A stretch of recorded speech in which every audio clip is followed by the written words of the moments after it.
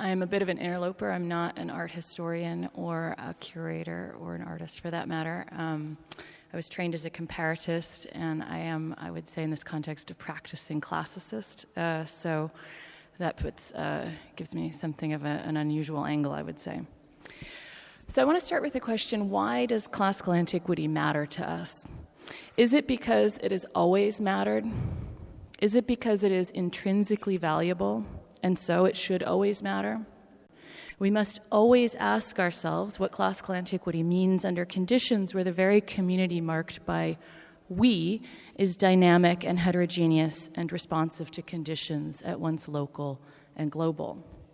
For it is only through actively rethinking classical antiquity that we can carry it forward not as dead weight, but as a fluid resource for creating anew. Without this work, the classical and the contemporary always risks being nothing short of toxic. So I want to talk today about an ongoing project called Liquid Antiquity that I developed and have been curating in collaboration with Polina Kosmodaki of the Benaki Museum in Athens and Yorgos Tsirtsilakis, who's the creative director for the Deste Foundation for Contemporary Art, which had first commissioned this project. So Liquid Antiquity is a platform for taking up the relation between the classical and the contemporary in a zone of unpredictable cross-fertilization between the academy and the art world.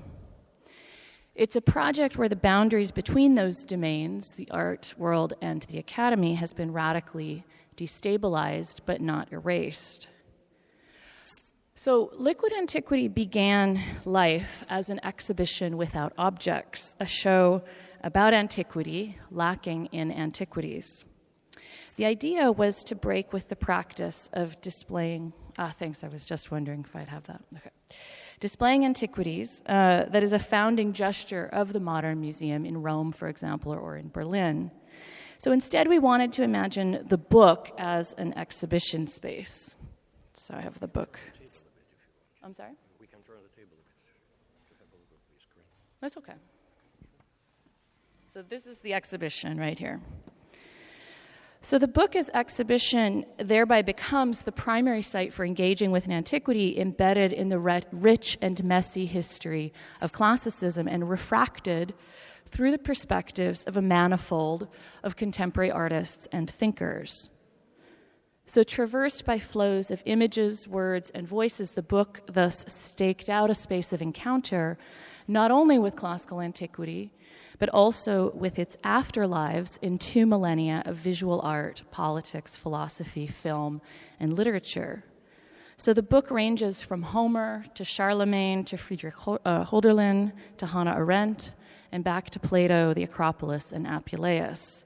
The images move in nonlinear fashion from the famous 5th century grave stele, The Girl with the Bird, to Chris O'Feely, Cindy Sherman, and back to Titian. I'm going to come back to the book because I want to talk more about what it means to apply the figure of liquidity to its form. But here in a nutshell, let me say that what we wanted to do is to make a handbook of sorts, collaborative in spirit, idiosyncratic, and formally adventurous for the creative and transdisciplinary work of reimagining the present and the future of classicism. So from the book, the project then moved back to the museum as a video installation designed by the New York-based architecture and creative firm Diller, Scifidio, and Renfro. Liquid Antiquity Conversations was first exhibited in the Antiquities Gallery of the Benaki Museum in Athens last year from April to September. And in just a few days, this week, it will open to the public as an integral part of the exhibition The Classical Now, which is curated by Michael Squire at King's College London and the Courtauld Institute in the newly renovated neoclassical arcade of Bush House.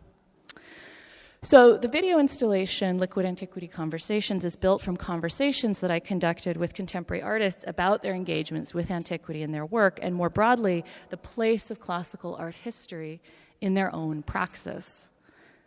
The 6 artists in the installation are Matthew Barney, Paul Chan, Urs Fischer, Jeff Koons, Asad Raza, and Kari Upsen. These interviews appear with different edits in the book where 4 additional artists join the conversations. Charlie Ray, Christodolis Paniotou, Haris Epaminonda, and Adrián Villarojas. The conversations in the video installation were filmed with the artists in their studios and apartments. The original settings of the interviews were then superimposed onto the real space of the gallery in such a way as to create an opening to the visitor to become part of the conversation. The aim here is to expose the shifting contours of the we who encounters the classical past. At the same time, the installation was designed to mediate the relationship between visitors and the objects in the antiquities galleries of the Benaki, displacing the iconic objects with dialogue, while also inviting visitors to return to those objects at an oblique angle. So here's Urs Fischer transposed into the gallery, Kari Upson, Asad Raza, and Paul Chan. Okay, I'll leave Paul there.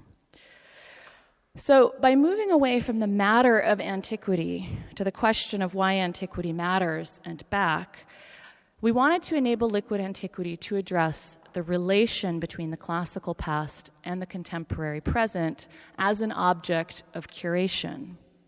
So it's worth attending here, I think, to the etymology of the word curation based on the Latin word for care, cura, the Greek word epimeleia is the basis of curator in Greek.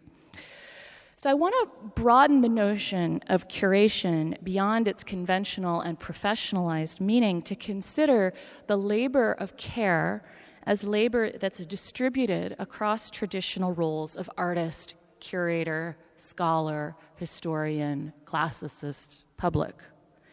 So in this context, what does it mean to shift curatorial attention from the preservation of objects in the museum or the academic setting to the cultivation of the relation between the classical past and the contemporary present? As an object of attention in contemporary art, the relation is both banal and persistent. But in any event, the relation in question is defined in interpersonal or social terms. So is it possible to say that we could have a relation with the past in any meaningful way? What would it mean to cultivate this relation? And how does our relationship with the classical past affect the communities that we form in the present, inside and outside the space of the museum? Let me take a moment to distinguish this idea of caring for the relation with antiquity from the idea of just caring for or caring about antiquity. Liquid antiquity tries to make the processes by which different communities and individuals come to care for the classical past, or to care less for the classical past, more transparent as processes. And in this way, it aims to make these processes more open to consideration and contestation. Now, of course, the project begins from the premise that antiquity and the history of caring about antiquity are worth caring about. How could we not? But even as it makes that assumption, liquid antiquity is structured to hold front and center the question of why we should care about classical antiquity and the legacies of classicism now. It tries to hold that question out even as different modalities of care are recounted, enacted, and refused over the course of the book, within the space of the installation, and in the continuing elaboration of the project through ongoing workshops with artists, critics, historians, and theorists. In this way, the project doesn't give an answer to why we should care about the classical. Instead, it tries to make the relation with the classical an object of perception that is necessarily implicated in the work of valuing and assigning value. The practice of caring for our relation with antiquity can also be distinguished from caring for antiquities, that is, the material remains of the past. Now, the point here is not that objects from the past don't deserve care, far from it. Rather, we set aside the work of preserving in order to ask what we think we are preserving under the aegis of classical antiquity today. Or to put it in terms that have been used, what do we think we're reviving when we talk about the classical or antiquity? The objects of classicism, sculpture above all, but also the monument, the column, the fragment, continue to exercise a powerful attraction on many communities in the present, inside and outside the museum or the archaeological site.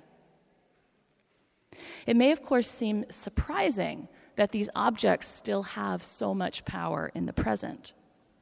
The study of the classics, after all, has become such a rare and marginal practice in relation to its once central place in continental Europe, the UK, and the US.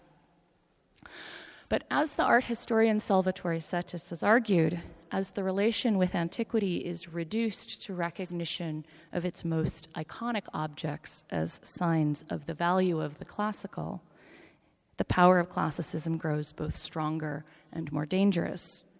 We might characterize the classical in this respect as the cockroach that has survived, against the odds, the demise of the classical education, modernist and postmodernist anti-humanism, and now persists into the regime of posthumanism. By turning away from the object to focus on the relation itself, then, liquid antiquity deliberately engages the fluid making and remaking of the ancients and the moderns as interminable process.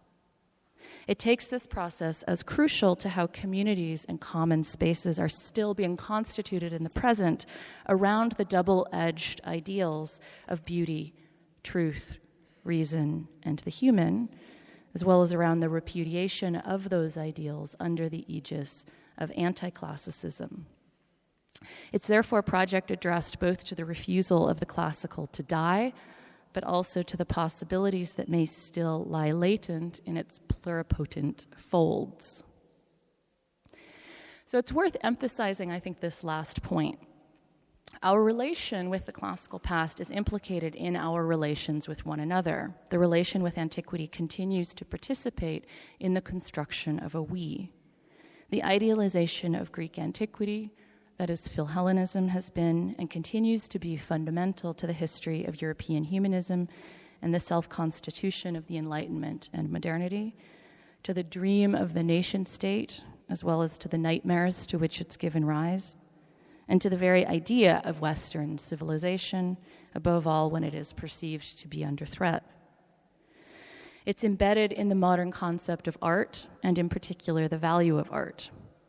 It's an enormously powerful cultural legacy, then, and it's undeniably a problematic one, bound up in the viscous histories of colonialism, nationalism, and fascism, histories that continue to structure the present with unevenly distributed effects.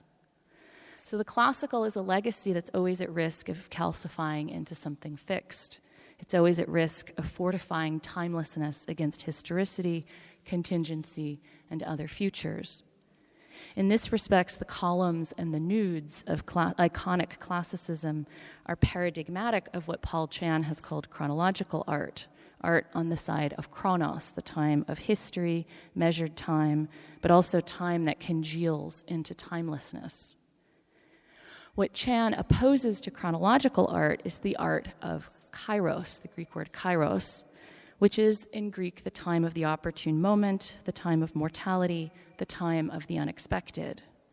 Kairos is, I would say, the time of the classical Greek medical writers in their radical conceptualization of the biological body dynamically embedded in a network of material relations. In contrast to chronological art, Chan describes chirological art as embodying, quote, a desperate imminence, as if what is given is not good enough but will have to do. Such art, he goes on, evokes the vertiginous feeling of seeing something emerge by being made and unmade at the same instant. The dynamism of the chirological inheres in the relation. Now, one of classicism's most resilient fantasies, of course, is that of wholes reconstructed from fragments, idealized objects, seen as the rightful inheritance of a closed community who's defined as much as by who it does not include as by who is included. The malignant force of this particular fantasy has been made painfully clear in the last couple of years by the appropriations of classical antiquity by virulent European nationalisms, resurgent white supremacism, neo-Nazism, and the increasingly visible alt-right in the US, movements that use antiquity as the exclusive heritage of a white European we, for whom the right to the domination, exploitation, and exclusions of others in the present is justified by the value of the classical past. These appropriations are extreme, but not isolated examples of what I would call the petrifaction of antiquity as classical, and antiquity's own powers of petrifaction, being able to make things stone, the Medusa powers.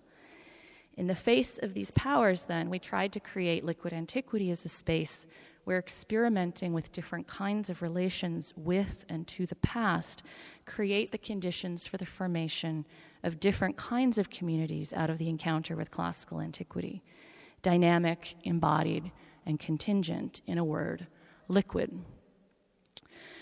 The figure of liquidity in this project is at once a formal principle and a conceptual framework. So in the mode of a conceptual framework, liquid antiquity reworks cardinal sites of iconic classicism under the sign of fluidity. And there are 3 of these sites in the project. So you can't really read the table of contents, but you could see the 3 columns. So the 3 ideas are body, time, and institution. So first, the classical body sculpted in marble becomes malleable, hybrid, monstrous, slippery. A number of artists who are involved in the project talk about recasting that body in new materials, wax or cloth. The pages of the lexicon are populated by the minotaur and the centaur, but also classical bodies that are coursed by desire and breath, awash in the humors and covered in shit.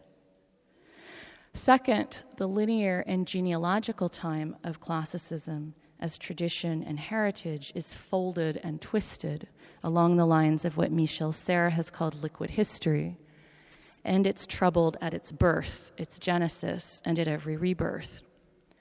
So the time of the classical past here is undermined by the logic of the fossil or of a primeval pan, and then cunningly restaged as eternal return and existential debt.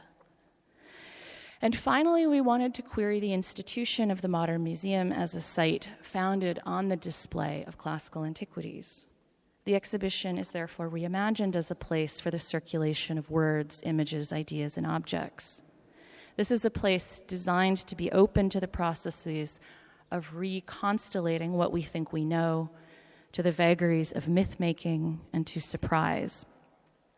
So we wanted to ask what kinds of connections and conversations, both with one another and with the past, can be fostered through a book circulating in communities that cannot be determined in advance. How might these conversations change what happens in a gallery? How does making circulation a major site for liquefying the classical inflect the very idea of the traveling exhibition? More specifically, what happens when, in this context, the video installation, Liquid Antiquity Conversations, travels from Athens to London as it has done this past month? Indeed, with this particular migration, the question of what it means for an object to circulate is all the more pressing. And here it matters quite a bit that liquid antiquity is definitively not a collection of antiquities, whose movement from Athens to London couldn't help but restage the trajectory of those most famous antiquities, the Elgin marbles. The vexed figure of that trajectory is not just about the displacement and the deracination of heritage. It's about the very logic by which the possession of these antiquities implies ownership of something greater, beauty or culture or, yes, the classical.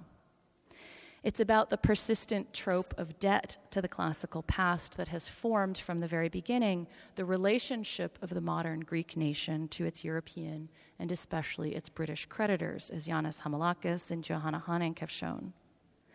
Nested in the idea of a classical debt is both the idea that Western Europe owes something and maybe everything to the classical Greeks, but also the idea that the modern Greeks will never live up to the glory that was Greece. After all, one of the major rationales for Britain's continued claim to the Elgin marbles lies in the argument that the Greeks aren't capable of taking care of them. This, of course, stands behind, in part, the monumental New Acropolis Museum in Athens, where the place of the missing marbles stands empty, awaiting the return of the prodigal children. And at the same time, the very orientation of the modern Greek state around the idea of its classical heritage is hardly benign. The nexus of the classical past and the 21st century present sustains the sense that the value of modern Greece has to be secured through proving itself worthy of the classical legacy, a proposition that has historically encouraged both self-orientalization and nationalist xenophobia. The icons of iconic classicism, the Venus de Milo and the Parthenon most notably, were omnipresent and pernicious signs that circulated at the height of the Greek debt crisis. But of course, at the same time, the fact that liquid antiquity is not a collection of antiquities doesn't mean its own circulation isn't haunted by the question of to whom the classical past belongs. It's haunted because the question of care is so implicated in the question of ownership and in the logic of descent.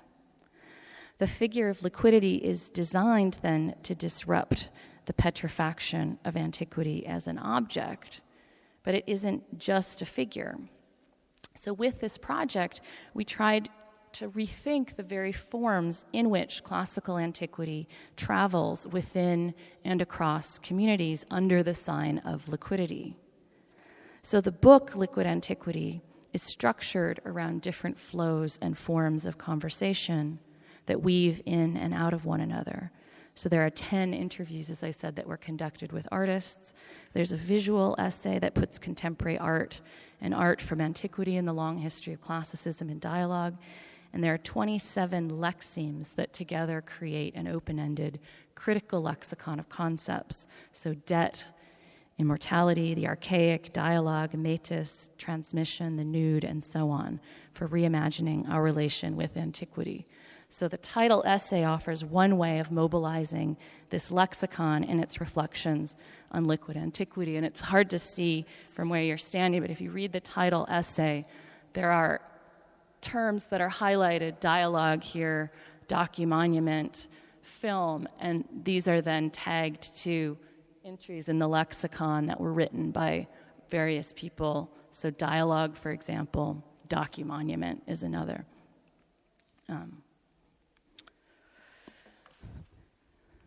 But the lexemes themselves are available to create other accounts. So they're designed to represent an interminable series, and the words can be used to rewrite other stories, other notions of liquid antiquity. Some of the conversations, the interviews in the book spill over, as I've already said, into the space of the gallery through the video installation, which opens them up to visitors whose attention is caught between the object and the screen and drawn in by voices eddying together and flowing on and looping back. So in experimenting with the forms of what has been called classical reception, we were trying in part to disturb the stable boundaries between the work of scholars and the work of artists, freeing up roles and positions. So for the artists, these conversations about their practice and their relationship to the past became the objects in the exhibition. Some of these objects shift media and become the core elements in the video installation.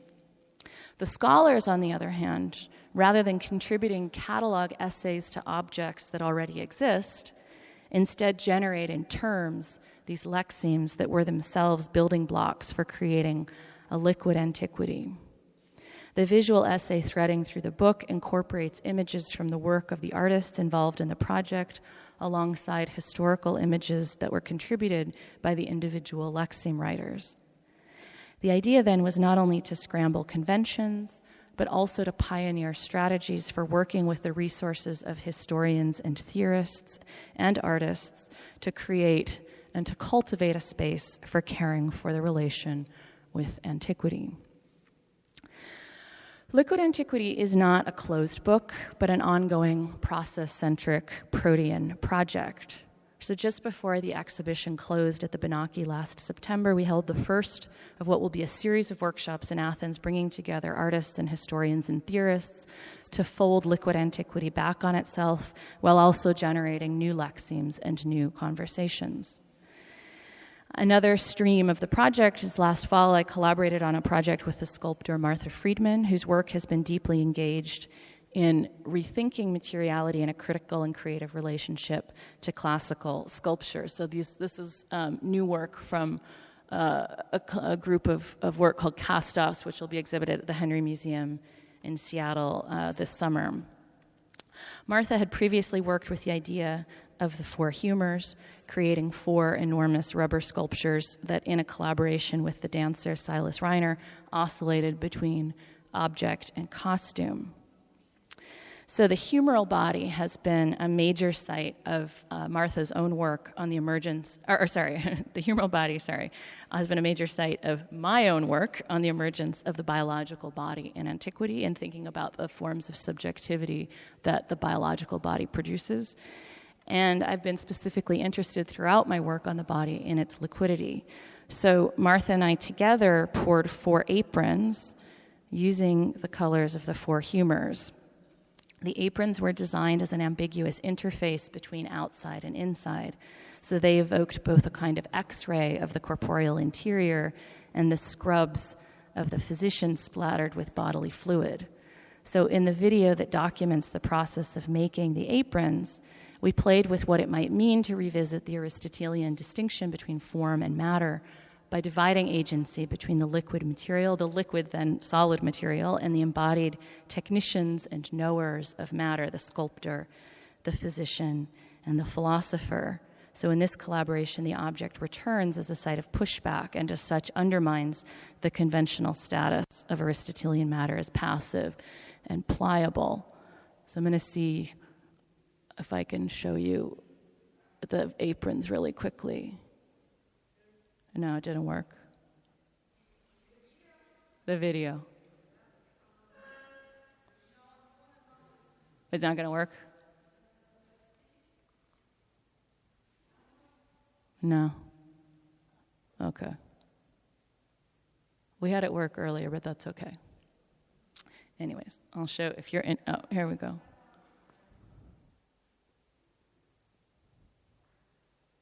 Just a very, very short clip, and we'll just we don't have to see the same thing of the aprons.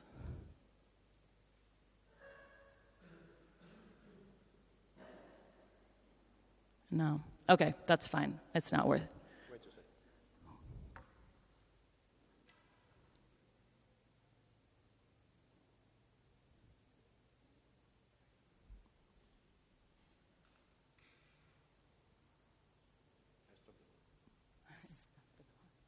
Won't count against me.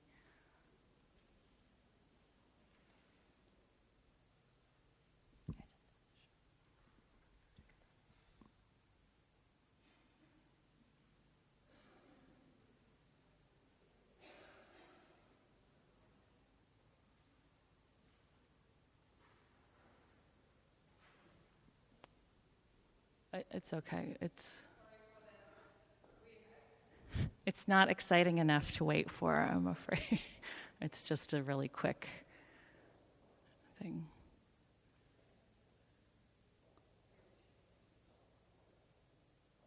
No, it's okay. It's okay. It's not super interesting, but anyways, we shot a video. Okay.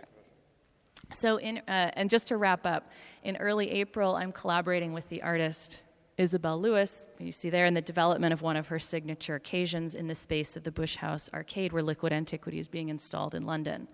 So this occasion responds to the transposition of the installation, Liquid Antiquity Conversations, into a neoclassical space that is nevertheless lacking in antiquities.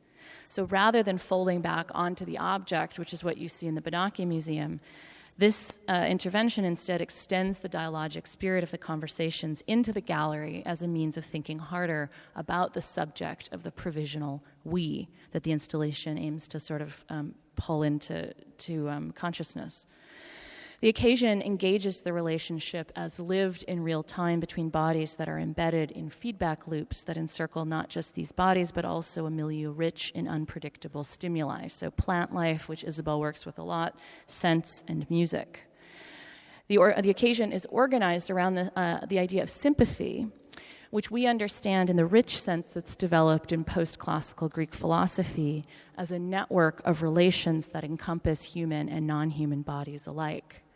It is this network, I've argued elsewhere, that helps shape the very concept of nature, or physis, as trans-individual after Aristotle. So by drawing on an antiquated notion of sympathy as more than human and bound up in the concept of nature, the occasion that Isabel and I are working on aims to experiment with this question of what it means to have a relation with antiquity in a context where the making of relations in the present with one another is also in play. So the idea of the experiment and the feedback loop is thus central to the unfolding of liquid antiquity as an ongoing project.